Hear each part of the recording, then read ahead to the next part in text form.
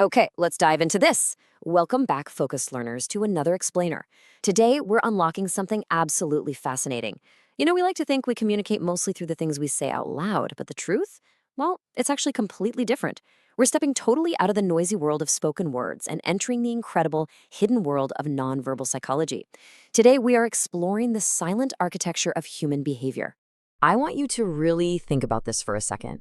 Have you ever walked into a completely silent room and instantly, just instantly, sense that two people were arguing? You know exactly that heavy feeling, right?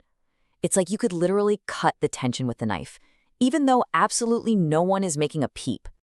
Now, you might have thought you were just being highly intuitive in that moment, but let's be real, you aren't psychic. Psychology actually reveals that our brains are incredibly powerful machines, constantly scanning and decoding what we call the silent architecture. We are continuously processing nonverbal cues, subtle microexpressions, tiny shifts in body tension, even the way someone is breathing. And we do all of this way, way faster than we ever process spoken language. The reality is, our subconscious body often reveals the exact emotional truths that our carefully chosen words are desperately trying to hide. To give you a super clear roadmap for how this actually plays out in the real world, here is our agenda for today. By the end of this explainer, you're going to have the toolkit to decode 4 distinct psychological profiles. First up, the guarded empath. Second, the illusion of compliance. Third, the quietly confident. And finally, the stressed organizer. Section 1, the guarded empath, reading the room. We're kicking things off with a fascinating scenario. The people who just seem to be hyper-aware of everything going on around them. These are the folks who easily sense subtle mood shifts and seem to anticipate problems way before a single word is even spoken. To really understand why, we've got to look at how the human brain adapts to survive. This kind of hyper-awareness, it's actually a brilliant, though pretty heavy, survival mechanism. Psychology tells us this ability often develops in kids who honestly just had to grow up way too fast. They were expected to manage incredibly heavy emotions long before they were developmentally ready for it. Because they lacked that consistent, safe support, their developing brains literally had to learn to constantly scan their environment just to stay safe. So the crucial point here is what psychologists call guarded empathy. It's a deep, deep psychological adaptation. These folks aren't just naturally observant. They read the silent language of a room with lightning speed because, well, in their past, they had to. They needed to know exactly what people were feeling in order to protect themselves from unpredictable and potentially unsafe situations. It's really empathy born straight from a need for security. Section 2, the illusion of compliance. Silent resistance. Now, even if you didn't grow up with that kind of intense pressure, your brain is still totally wired to react non-verbally to psychological discomfort. Think about what happens when someone is suddenly forced to follow a strict rule that they absolutely did not choose for themselves. For people who naturally resist imposed structure, the reaction is just immediate and intense. A sudden rule doesn't just feel like a minor annoyance. No, it feels like a profound loss of choice. It feels like a direct threat to who they are. This creates a massive amount of internal friction, and before they even have a chance to complain out loud, their body language shifts to tell the real story.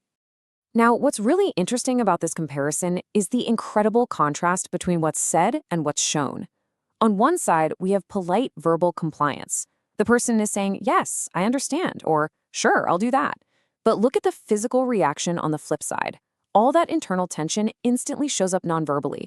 You'll see a stiffened posture, crossed arms, or maybe a subtle physical withdrawal from the conversation. Their polite words might say they're complying, but man, their body is silently screaming that they feel restricted, confined, and deeply uncomfortable. Section 3, the quietly confident. Grounded security. Let's shift gears for a second, away from discomfort and into something deeply positive. Because nonverbal communication isn't just about hiding stress, right? It also beautifully broadcasts emotional security. Have you ever noticed those people who just naturally exude this grounded, quiet confidence? They aren't loud, they aren't boastful, and they definitely don't need to suck up all the oxygen in a room to feel seen. The architecture of that emotional security actually mirrors the psychology of people who rarely post pictures of themselves on social media. Why? Well, because they possess an incredibly strong sense of self-concept clarity. They rely entirely on self-validation. They do not feel this exhausting need to perform for an audience, and therefore, they don't have to over-exaggerate their body language or constantly seek the spotlight. Their posture is just naturally authentic and relaxed. For the quietly confident, happiness genuinely comes from within. A lack of boastful, attention-seeking behavior isn't a sign of shyness. It is actually an incredibly powerful, nonverbal signal of deep self-worth. They are completely free from the anxiety of needing external approval, and that calm, steady body language just projects that inner peace straight out to everyone around them. Section 4. The Stressed Organizer. Clearing clutter. For our final scenario, let's move to and see how this builds when we look at how hidden stress dictates how we subconsciously interact with our physical environment. We communicate our internal emotional state not just to other people, but through how we handle the spaces around us. Check out this subconscious pipeline.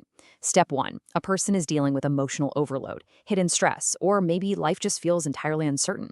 Step 2. Without saying a single word about their anxiety, they experience a sudden, intense need to organize everything around them and clear away visible clutter. Step 3. Keeping a space perfectly clean actually gives them a sense of stability, helping them regain emotional balance and calm their nervous system. So that intense cleaning, it's really a nonverbal signal that they are trying to put their internal world back in order by completely controlling their external world. Section 5. Hearing the unspoken. Decoding the truth. We've covered a ton of ground today, from the guarded empath constantly scanning for safety, to the stiff posture of silent rebellion, the relaxed stance of true confidence, and the frantic organizing of the stressed mind. So what does this all mean for us as focused learners? Well, it fundamentally changes how we understand the people around us. And this brilliantly illustrates the core takeaway of our entire explainer today. Human beings are always talking to you, even when their mouths are completely closed. Understanding nonverbal communication psychology means realizing that the conversation literally never stops. Once you learn how to read this silent language, you just stop being distracted by the noise. So now that you understand the silent architecture of behavior, will you keep listening to the superficial words people use to hide their feelings, or will you start seeing the raw emotional truth of who they really are? That choice is entirely up to you.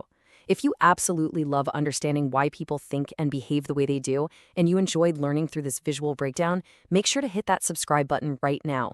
Because on this explainer, we don't just scroll through people's lives, we decode their minds. Thanks so much for watching, and I'll catch you in the next one.